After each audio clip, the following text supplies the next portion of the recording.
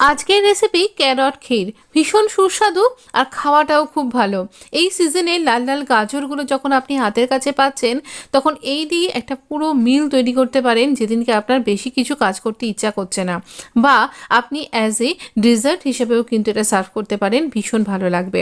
তো আমি কিন্তু এটা পুরো মিল হিসাবেই করে তৈরি করেছিলাম, কারণ এই গাজরের সাথে প্রথমে তো গাজরটাকে ভালো করে আমি এরকম খোসা হালকা হালকা ছাড়িয়ে নিয়েছি, কারণ এর মধ্যে বেশি খোসাই নেই। তো এটাকে গ্রেট করে নিয়েছি, ভীষণ কচি এই গাজরটা। আর চেষ্টা করবেন যেটা লম্বা হয়ে লাচ্ছাটা বেরোবে সেই দিকটা দিয়ে এটা কুড়ে নিতে। আমি তো এখানে কোনো ঘি খাই না বলে ঘি দিইনি, আপনি অবশ্যই কিন্তু একটু ঘি দিতে পারেন। দিয়ে আমি এখানে এই গরম কড়াইয়ের মধ্যে গাজরের গ্রেট করা গাজরগুলোকে দিয়ে দিলাম। এই গ্রেট করা গাজরগুলো দিয়ে আমরা মিডিয়াম ফ্লেমে রান্নাটা তৈরি করব। তো এখানে আমরা এটাকে নাড়াচাড়া করব। নাড়াচাড়া একটুখানি করতে করতেই দেখবেন এটা একদম সফট হয়ে যাবে। আমার ঘি খাওয়া বারণ, তাই আমি খাই না। আর আপনি কিন্তু অবশ্যই ঘিটা দিয়ে ভাজবেন, তাহলে খেতেও ভীষণ সুস্বাদু হবে আর অসম্ভব সুন্দর কালারটাও দেখবেন আরও বেশি টকটকে লাল হয়ে যাবে। তো এই রকমভাবে আমরা যে দেখুন এটা একটু সফট হয়ে গেছে আর একটু লালও হয়ে গেছে। আমি আগে থেকে 1 লিটার দুধকে ভালো করে জাল দিয়ে নিয়েছিলাম। এটা ফুল ফ্যাট মিল্ক, আর এটা জাল দিয়ে আমি এর মধ্যে অর্ধেকটা বেশি দুধ দিয়ে দিলাম। মোটামুটি আমি 600 মিলিলিটার দুধ এর মধ্যে প্রথমবার দিলাম।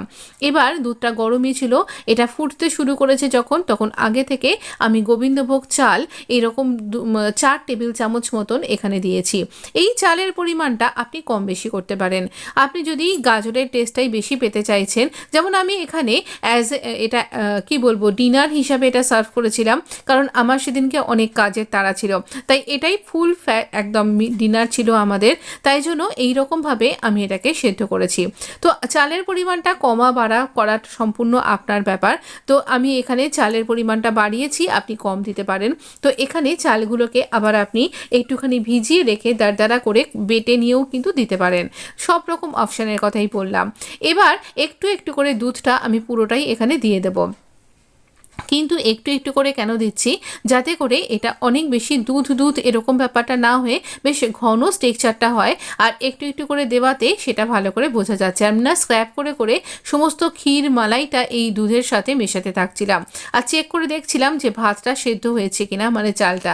গোবিন্দভোগ চাল আর গাজর মিশে আর তার সাথে দুধের একটা নিজস্ব ফ্লেভার থাকে, গন্ধ থাকে যখন দুধটা ফুটে, তো ভীষণ সুন্দর গন্ধ বেরোচ্ছিল, পুরো ঘর মমা করছিল, ভীষণ অপূর্ব খেতে লাগে। আপনি নলেন গুড় দিয়ে যদি এই গোবিন্দভোগ চালের পায়েস খেয়ে থাকেন তাহলে তো আপনি নিশ্চয়ই জানেন, আর যদি না খেয়ে থাকেন তাহলে বলবো অবশ্যই একবার ট্রাই করুন। হ্যাঁ, ঠিকই বুঝছেন, আমি এখানে নতুন যে খেজুরের গুড়টা হয় সেই গুড়টা এখানে ব্যবহার করেছিলাম। এতে অসম্ভব সুন্দর স্বাদ হয়েছিল, আমি কোনো চিনি ব্যবহার করিনি। আর এখানে দেখুন চিনি বা গুড় যখনই আপনি দেবেন চেষ্টা করবেন, বা আপনি তখনই দেবেন যখন আপনি একদম মেক শিওর হয়ে যাবেন যে আপনার চালটা পুরোপুরি সেদ্ধ হয়ে গেছে। না হলে গুড় বা মিষ্টিটা দেবার পরে কিন্তু চালটা আর সেদ্ধ হবে না। খেয়াল রাখবেন তলাটা যেন লেগে না যায়। আর এই রকমভাবে আচ্ছা, আমি দুধটা কম কম করে একটু একটু করে দিচ্ছিলাম আরও একটা কারণে, যাতে দুধটা দেওয়াতে উঠলে বাইরে পড়ে না যায়, তাই জন্য আমি একটু একটু করে দিচ্ছিলাম আর একটু একটু করে মেশাচ্ছিলাম। দুধটা আমার পাশে ওভেনেই ছিল, গরমই ছিল, তাই এটা মেশাতে কোনো অসুবিধা হয়নি।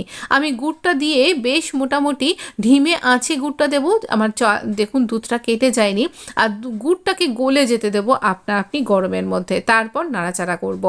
আর এই সময় আমি একটুখানি গুড়টা দেবার পর দেখুন কি সুন্দর অপূর্ব একটা কালার এসছে, এটা অসম্ভব সুন্দর খেতে হয়েছিল। আমি বলবো অবশ্যই আপনি একবার ট্রাই করুন। এই রকমভাবে ক্যারট ক্ষীর আপনি অবশ্যই ট্রাই করতে পারেন। তবে আমার চ্যানেলে সুইট প্লেলিস্টে শুধুমাত্র গাজর দিয়েও কী করে আপনি ক্যারট ক্ষীর বানাবেন চাল ছাড়া, তারও কিন্তু আপনি রেসিপি পেয়ে যাবেন, আমি আই বাটনে দিয়ে দেবো রেসিপিটা। তো এখানে দেখুন এই রকমভাবে সুন্দর একটা ক্ষীরের রেসিপি। যদি আপনার ভিডিওটা ভালো লেগেছে অবশ্য করেই কিন্তু লাইক শেয়ার সাবস্ক্রাইব করে আমার পাশে থাকতে কিন্তু ভুলবেন না। আর এই খেজুর গুড় দিয়ে একদিন অন্তত এই শীতে একবার ট্রাই করে দেখুন, আপনি ঠকবেন না, এটুকুনি বলছি। ভীষণ সুন্দর খেতে হয়, এই ক্রিমি টেক্সচারটা। আপনার কাছে যদি আপনার একদম বেবি থাকে তাহলেও তাকে খাওয়াতে পারেন। আমি ওপর থেকে একটু গুড় ছড়িয়ে পরিবেশন করেছিলাম। ভালো লাগলে প্লিজ লাইক শেয়ার সাবস্ক্রাইব।